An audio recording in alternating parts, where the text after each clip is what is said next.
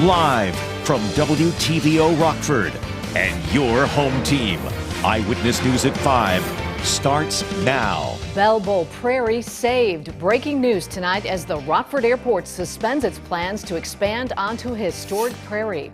A local victim of domestic violence shares her story of survival. She hopes her experience will inspire others to find the strength to get help. Today to announce to you and to our community and our visitors that Stroll on State will return for a live in-person event in downtown Rockford on Saturday, November 27th. After a year off because of COVID, downtown Rockford will once again be lit up red and green to ring in the holiday season. Good evening, I'm Mimi Murphy. Eric Wilson is off tonight. We begin with breaking news tonight. A Rockford Airport construction project set to dig up the Bell Bowl Prairie has been suspended. The $50 million expansion would have removed a detention basin in the prairie. Eco-activists say that would destroy an endangered bee species found in the Bell Bowl. Now, the airport says it will turn to other basins on RFD grounds. Yesterday, the Natural Land Institute filed a federal lawsuit hoping to halt construction. RFD officials say they'll work with the FAA and IDNR to draft a new construction plan with environmental impacts in mind.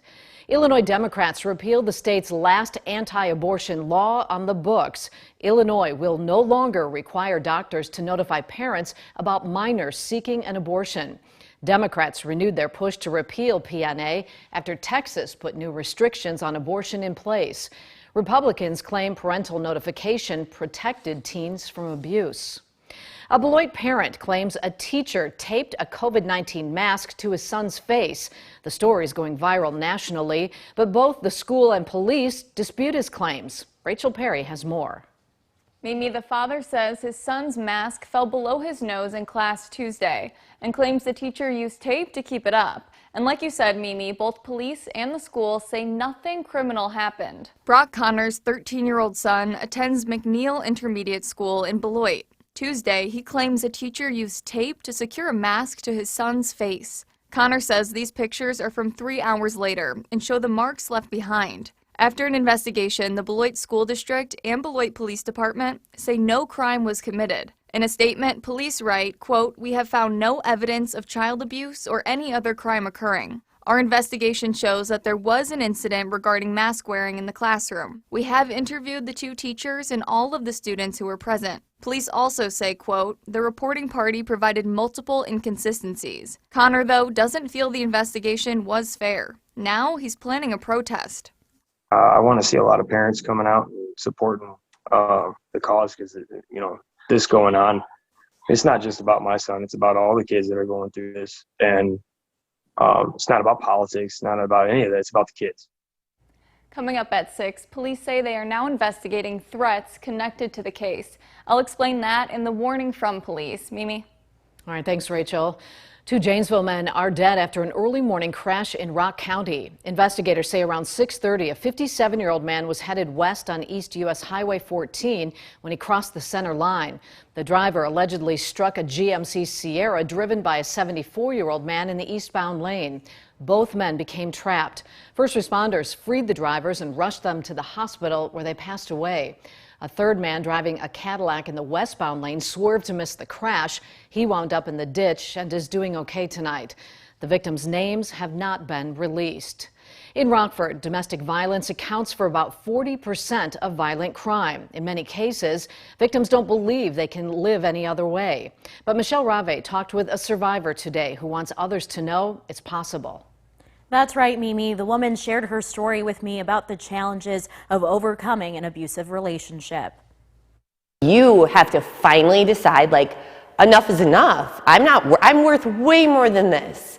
And that's what I finally did. And it's been hard. Erica Reck is a mother of 3 boys. She's also a domestic violence survivor. It was love at first sight, told me everything I wanted to know, said all the right things, basically swept me off my feet.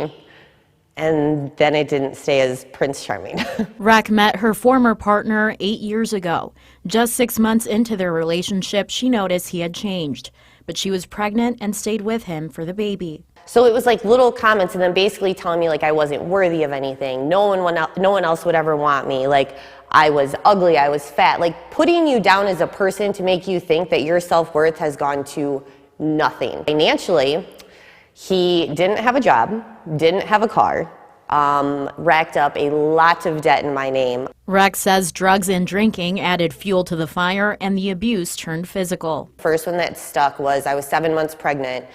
And he held me down at the bottom of the stairs and was screaming at me, saying he was going to punch the baby out of me. Rex was able to get help from friends and family. But if a victim doesn't have that support system, there are resources like the Family Peace Center to turn to. There seem to be more people that come to our center. Law enforcement is regularly bringing survivors directly to us from scenes.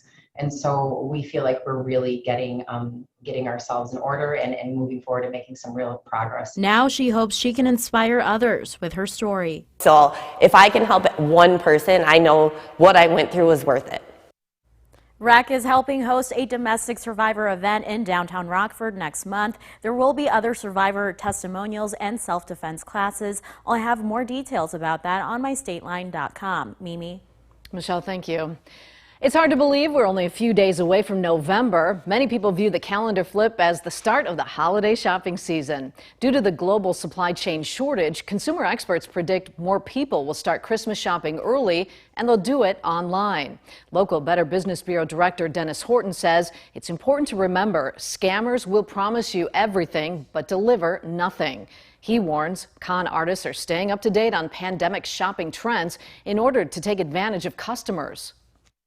Out of necessity, there will be a lot more people who are online doing their shopping. And as I said, the scammers will follow the money. So they will be waiting in the wings there for people to make a mistake when they're online. Horton says when shopping online, be on the lookout for fake ads, phishing emails, and prices that seem too good to be true. Rockford prepares to welcome back Stroll on State. There'll be a few changes this year, including an expanded footprint. And instead of just one big tree, there will be 3 tree lighting ceremonies. Stroll's also partnering up with the Chicago Blackhawks, Ice Hogs, and the Park District to allow skating on the new ice rink at the BMO Harris Bank Center. John Groh with the RACVB says they're excited to show off Rockford to the community. What would it look like if the community came together in a moment of unity to kick off the holidays? And so the whole idea of Stroll on State came as a result of thinking about the community coming together from the north side, the east side, the south side, and the west side, in a moment of unity. And we had this visual picture of people coming together, and that's how the term Stroll came.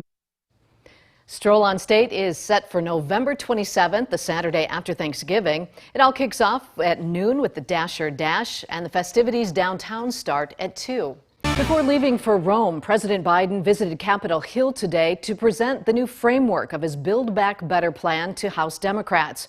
Our Washington correspondent Basil John has the latest on if the president's any closer to enacting his infrastructure agenda. Eyewitness News is keeping you connected to the nation's capital.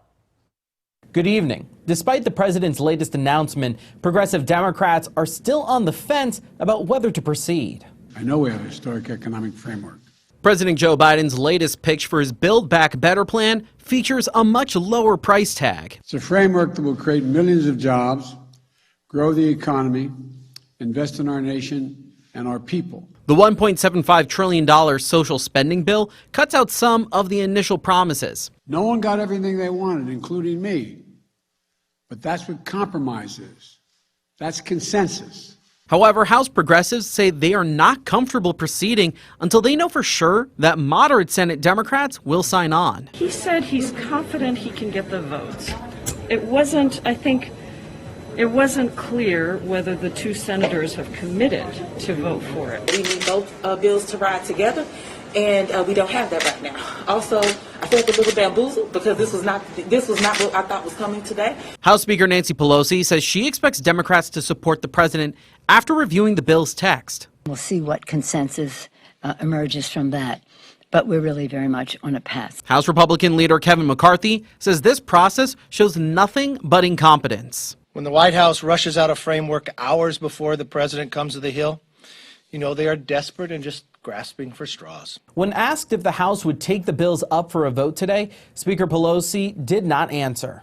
Reporting in Washington, I'm Basil John. Now, your first warned weather forecast from Chief Meteorologist Candace King. Well, the sun definitely lacking for us this afternoon. A live look with our Mercell Skytrack camera now up in Beloit, Wisconsin. We've had the rain, had a couple of light showers come down earlier this morning, and then the rain staying fairly steady for much of this afternoon, and that's expected to continue here through the evening. While we had a few steady and heavier showers pass through earlier today, starting to see a little bit more of that work in from the southeast, so kind of expect the rain to pick up a little more in intensity as that moisture wraps around that low here over the next couple of hours. All of this tied into an area of low pressure moving through southern Missouri. This is going to stay to our south. There is a little bit of dry air wrapping in around that across central and southern Illinois, but that dry air stays further to our south. So we continue that feed of moisture, and we'll see those showers as they continue for this evening. Visibility down a bit, and in a couple of spots, notice 3-mile, 2-mile visibility in Rochelle, where a little more steady and heavy rain has been occurring. So as that rain picks up, we're actually going to see that visibility drop back. Also, too, we've been dealing with some fog with those really low clouds for much of the day today. 52 our temperature in Rockford, Janesville, Freeport 52 in Savannah. That is a very popular number for our weather watchers here. 52 all across the board. Our rainfall totals range from 1/10 of an inch at Sandy's Place there in Kirkland Fairdale, all the way up to 4/10 of an inch of rain for Ben and South Beloit. So those totals getting up close to that 1/2 an inch in some spots. And I think when all is said and done, we could have a few locations that top close to 3/4 of an inch or maybe even a little bit above that. Winds, they haven't been overly strong, but the wind is starting to pick up a little more to our northwest, and that'll become more of an issue during the morning tomorrow. So let's first talk about the rain. We've got the showers that will continue. Notice we see them breaking up a little more and turning a bit more scattered as we head through the late this evening into tomorrow morning. Expect those showers. They are going to continue here through the morning hours along with that wind, and then kind of on and off as we go through much of our Friday. It's not going to be quite as steady or as widespread as what we've had for today, but those showers, they are expected to continue, and even through about 7 or 7:30 tomorrow evening. So you've got some of the playoff football games. You might have to deal with some of the rain too. Cloud cover will stick with us on Saturday, but we should see dry air work in, and that will allow our skies to dry out. Now let's talk about the wind. Our wind speeds are going to increase tomorrow as early as about 6, 7 o'clock. Could be gusting close to 30 miles per hour from the northeast. And our peak wind gusts as we go through the afternoon could get up to 35 miles per hour. So a rather windy Friday. That'll make driving on the roads difficult. You'll notice maybe more leaves coming down, especially when you combine that with a couple of those scattered showers. The wind continues into tomorrow evening, so a very blustery Friday evening. The breeze a little bit there for the first half of Saturday. So we're 50 degrees for tonight where our temperature is right now. We're really not going to see that number drop off too much, only up to 55 for tomorrow afternoon. Scattered showers as that continues. Colder air then settles in behind a cold front on Halloween. No rain expected on Sunday. Does get a little breezy though, but we do get a shot of a cooler air mass coming in, and that will bring our temperatures down into the 40s for our highs. Take note too, that blue line, that's our freezing line, 32 degrees. I think Tuesday morning, Wednesday morning, we have a good shot of temperatures actually dropping below freezing, which could put us at a hard freeze here by sometime next week. Notice, Mimi, those temperatures staying in the 40s. Now, the Napleton Sports Desk with Sports Director Scott Leber. It's a big night for the Packers in Arizona. The Bears have a winnable game Sunday with San Francisco. It is time to make those picks again. So far this season, I'm 5-2 predicting Packer games. Last week I picked the Pack to beat Washington 24-17. They won 24-10. And the Packers will be without Devontae Adams, Alan Lazard, and Marquez Valdez-Scantling tonight. The Packers offense hasn't exactly clicked with those guys in the lineup. The Packers offense ranks 24th overall in the NFL. We'll see if Aaron Rodgers can make Malik Taylor, Amari Rodgers, and Equanimeous St. Brown look good. More importantly, the Packers need to crank up the run game, and they'll be trying to do it against a Cardinals defense that ranks 4th overall in the NFL. The Packers defense will have its hands full with Kyler Murray. He's completing 74% of his passes. His escapability will give the Packers problems. On top of that, the Cardinals are really good at running the football. They rank 5th in the NFL in rushing. I can't pick the Packers in this one. I'm going with the Cardinals, 34-20. Now for the Bears. I'm 6-1 picking their games this season. Last week I picked the Buccaneers to beat them 34-17. The actual score was 38-8. At 38-3, let's make it. This week they'll get a winnable game in what has been a rough schedule. They host the 2-4 49ers. The Niners have lost their last 4 games, but they were very competitive against the Packers, Cardinals, and Seahawks before losing. This is the makings of a low-scoring game with 2 teams that would prefer to run the football. Justin Fields has been sacked 8 times the last 2 weeks. This week he'll have another former Buckeye bearing down on him, Nick Bosa. Bosa has 5 sacks. The Bears defense could be missing Khalil Mack, Akeem Hicks, and Robert Quinn. The Bears will have a chance, but it's going to go down as another frustrating Sunday. I'm picking the 49ers 24-17. That's my take. We'll be right back. Candace will have a final look at the weather in just a moment. But first, here's a look at what's to come on News Nation tonight. Tonight on a special edition of News Nation Prime, we're retracing Gabby Petito's final days. Our Brian Enton travels across the country to find out what really happened on key stops during the couple's trip out west. Right now we're in Wyoming, right near the Idaho border, but we started this entire journey in Moab, Utah. We talked with the assistant Moab police chief about what he thinks about what happened. We're going to have all of it for you tonight. Plus, how so much interest in the case has helped others. Tonight on News Nation Prime. That's all coming up tonight on the fastest growing cable news network in America, News Nation. Available on the cable and satellite stations you see here. You can also head to newsnation.com. The first Warning Interactive radar brought to us by Rockford Auto Glass and More. We've got the rain coming down, and that is going to continue here for us this evening, turning a little more scattered overnight and into Friday, but we don't get rid of those showers tomorrow, and the wind will pick up too, at times gusting to 35 miles per hour. So a rather damp Friday, drying out though for the weekend. Thanks, Candace, and thanks so much for watching. We'll see you again at 6.